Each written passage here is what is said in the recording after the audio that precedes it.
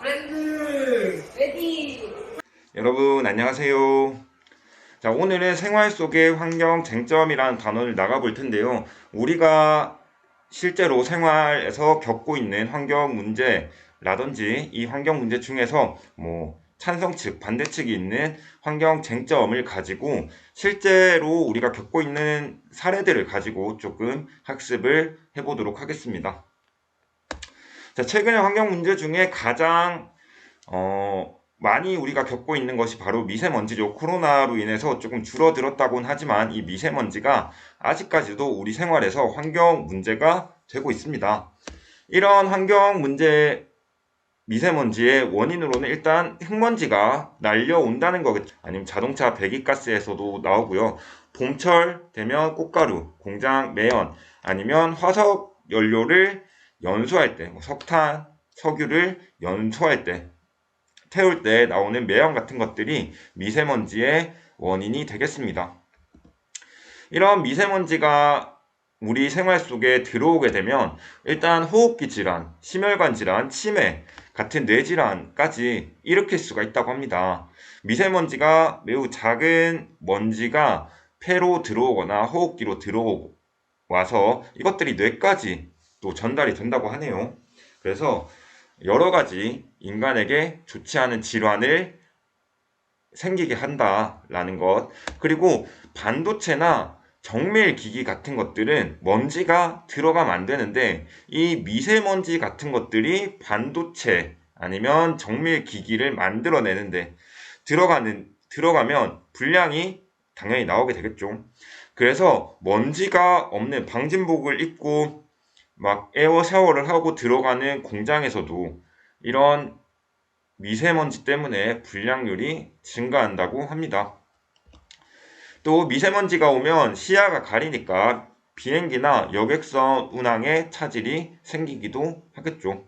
자, 우리가 실제로 겪고 있는 층간소음이라든지 공사장 소음 이런 것들도 역시나 환경 문제에 포함이 됩니다. 자연적인 것만 아니라 인공적인 우리가 인간이 만들어낸 것들도 역시나 환경 문제에 포함이 되고 있습니다.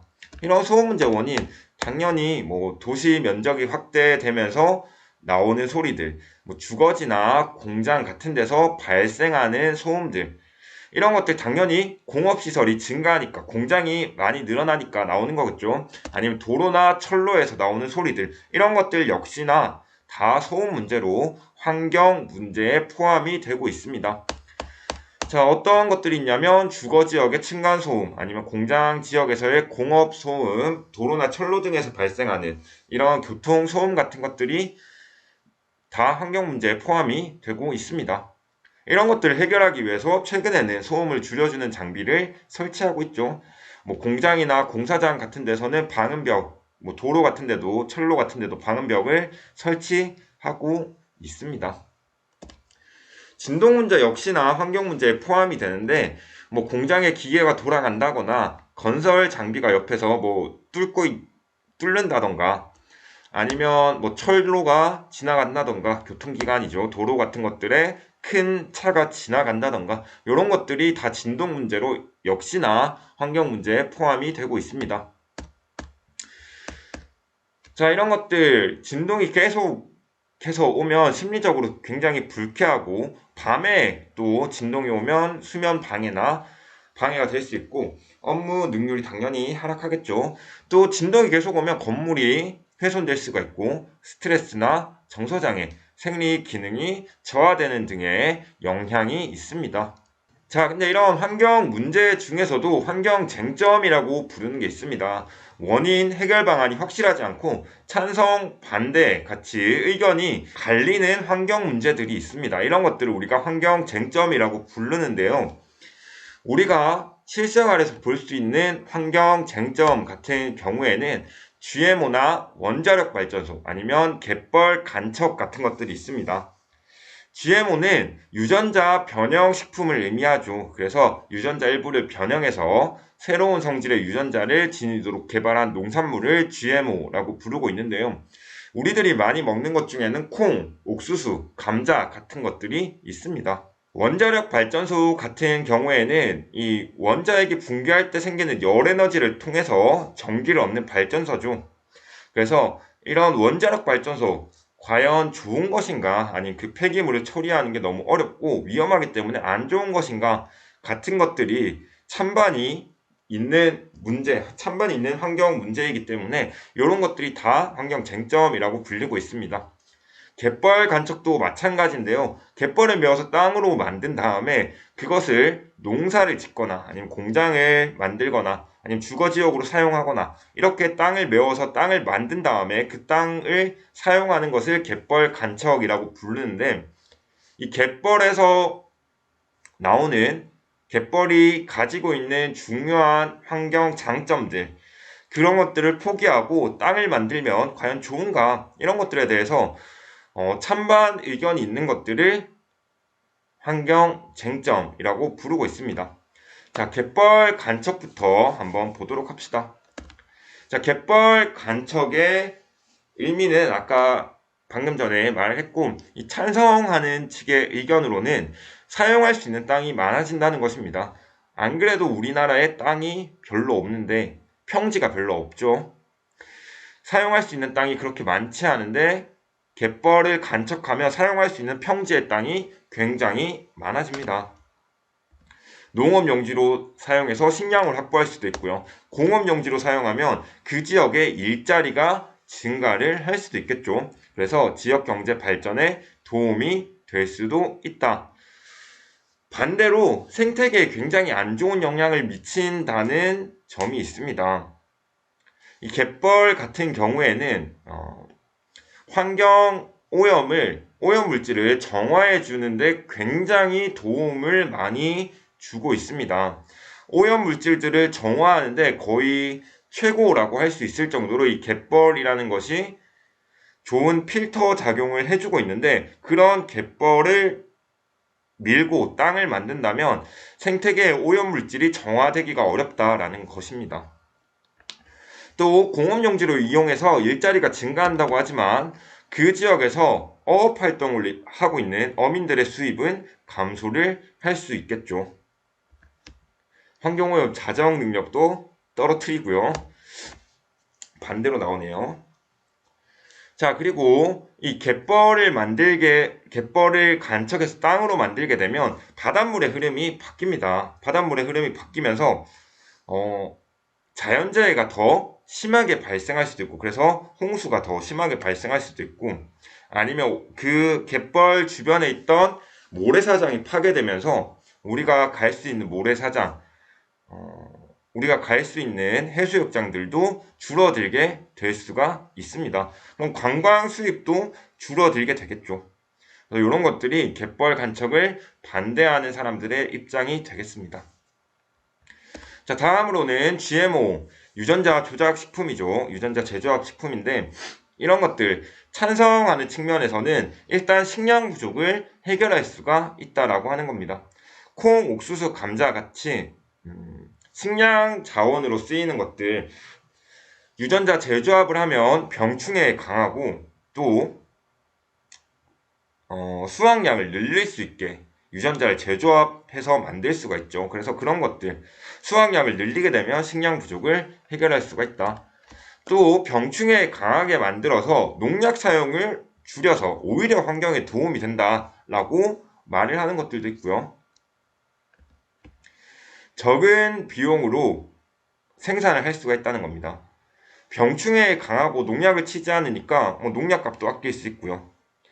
농약을 치고 다른 작물들, 잡초 같은 걸 뽑아야 되는데 그런 것들보다 더 잘 살게 만들면 적은 비용이나 적은 노동력으로도 생산이 가능하기 때문에 값싼 가격에 공급할 수가 있겠죠.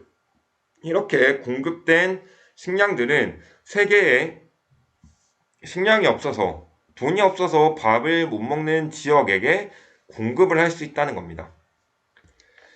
자, 마지막으로 다양한 기능을 강화해서 인류 건강에 도움을 주게 만들 수 있다는 겁니다. 예를 들어서 옥수수에 우리가 원래는 옥수수에 없던 성분인 루테인을 첨가한다든지, 아니면 오메가3를 나올 수 있게 한다든지. 그래서 옥수수만 먹으면 우리가 필요한 영양소들을 다 흡수할 수 있는 그렇게 만들 수도 있다는 거죠. 그래서 인류 건강에 도움을 줄 수도 있다. 자, 반대 의견으로는 아직까지 GMO에 대한 안정성이 100% 확인되지 않았다는 것입니다. 유전자를 일부 변형해서 만든 건데 이 유전자를 변형한 식품들이 우리 몸에서 어떤 작용을 하는지 안정성이 아직까지 100%는 아니다라는 것이죠. 우리가 장기적인 관점으로 봤을 때 당장에는 몸에 아무런 이상이 없을 수 있지만 그것을 계속해서 먹었을 때 과연 나중에는 어떻게 될지 아직 모른다라는 것이고요. 동물 실험을 해봤더니 동물 실험에서는 이 유전자 재조합 식품을 먹었더니 부작용이 나타나기도 했다. 결국에 사람의 건강에 안 좋을 수 있다라는 것이 주된 반대 내용이고요. 적은 비용이나 노동력으로 생산 가능하다고 했지만 이런 유전자 재조합 식품의 기술을 가진 기업에게 로열티를 많이 줘야 됩니다. 그 농산물이 팔릴 때마다 그 기업에 돈을 줘야 되는 거죠. 노래로 따지면 저작권을 가지고 있는 것이죠. 이 노래를 사용할 때 저작권비를 내듯이 기술을 가진 기업에게 로열티를 주는 것입니다. 저작권료를 주는 것이죠. 자, 이런 유전자 재조합 식품 또한 생태계 교란 여부가 확인이 안 됐다고 하는데 이 말의 의미는 유전자 재조합 식품이 농장에서 키워지겠지만 이 농장에서 키워지는 것이 밖으로 퍼져나갔을 때 과연 생태계를 어떻게 만들 수 있는가, 그 지역에 있는 다른 식물들을 다 죽이고 자기만 살아남을 수 있겠죠. 그렇게 강하게 만들어졌으니까 그런 생태계 교란 여부가 확인이 안 됐기 때문에 아직까지는 유전자 재조합 식품을 조금 더 신중하게 생각해야 되지 않나 라고 말하는 게 반대 측의 의견이 되겠습니다. 자, 다음은 원자력 발전소입니다. 이 원자력 발전소는 이제 원자 핵이 붕괴될 때 발생하는 열을 가지고 전기를 얻는 발전소죠. 자, 찬성 측에서는 화석 연료를 대체 가능한 에너지다라고 보는 것이죠. 그래서 이 찬성하는 측에서는 이 원자력 발전소를 친환경 에너지라고 생각을 합니다. 이거에 대해서는 조금 이견이 있지만 이 원자력 발전소를 찬성하는 측에서는 친환경 에너지라고 본다라고 생각하시면 되겠습니다. 자, 이런 원자력 발전소는 적은 비용으로 많은 전기를 생산할 수가 있습니다. 그래서 원료가 조금밖에 안 되는데 그 원자력 발전소의 원료가 되는 플루토늄 같은 것들, 이런 것들이 조금만 있어도 많은 전기를 생산할 수가 있죠. 그래서 비용 측면에서 굉장히 효율적이다. 그리고 방사선에 대한 안정성도 확보되었다라고 찬성 측에서 말을 하는데요. 방사선이 굉장히 위험한 물질이긴 하지만 굉장히 인체에 해롭지만 그것을 이제 100% 통제할 수 있다, 완벽하게 통제할 수 있다라고 말하는 것이죠. 그런 기술이 이미 개발이 되었다라는 것입니다. 자, 마지막으로 이 원자력 발전소가 지역 경제 발전에 도움을 주고 있는데요. 원자력 발전소가 생기는 지역들, 이런 지역들은 인구가 별로 없고 그 지역 경제가 그다지 활성화되지 않은 지역들입니다. 이런 지역에 원자력 발전소가 들어가면 이 원자력 발전소에서 일을 하는 사람, 노동자들이 또 같이 들어가게 되겠죠. 연구원, 노동자 같은 사람들, 그리고 그 사람들의 가족들까지 그 지역에 들어가게 되면서 지역 경제가 활성화될 수가 있습니다. 자, 반대하는 사람 가장 큰 문제, 반대 측에서 생각하는 가장 큰 문제는 핵 폐기물을 처리하는 문제입니다.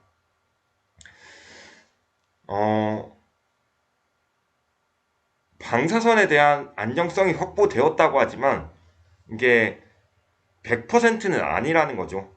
근데 그 100%에 가까운 그 확률을 뚫고 0.01%의 확률로 방사선이 유출되는 문제가 발생했다면 그것이 인간에게 주는 위험은 굉장히 크다는 거죠. 0.01%든 뭐든 일단 유출되면 굉장히 큰 영향을 주기 때문에 큰 피해를 주기 때문에 반대하는 것이 맞다라고 말을 하는 것이죠.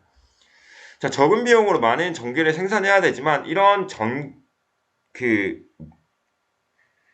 적은 비용으로 전기를 생산할 수 있지만 그 전기를 생산하는데 필요한 원료들은 거의 100% 수입에 의존하고 있습니다. 근데 우리가 원자력 발전소에 많은 의존을 하게 되다 보면 다른 나라에서 원료를 수출하지 않을 때, 원료를 끊었을 때 우리나라가 전기를 더 이상 생산할 수 없을 것이다. 전기 대란이 올 것이다 라고 말을 하는 것이죠. 방사선에 대한 안정성이 확보되었다고 하지만 원전 사고도 많이 나고 있고 그렇게 되면 주변이 황폐화될 수 있다 라는 것들이 반대 의견이 되겠습니다. 자, 그래서 오늘은 환경 문제들 그리고 그 환경 문제 속에서도 쟁점으로 자리 잡고 있는 것들을 몇 가지 이렇게 살펴보았는데요. 이렇게 오늘은 끝을 내도록 하겠습니다. 안녕. 구독, 좋아요.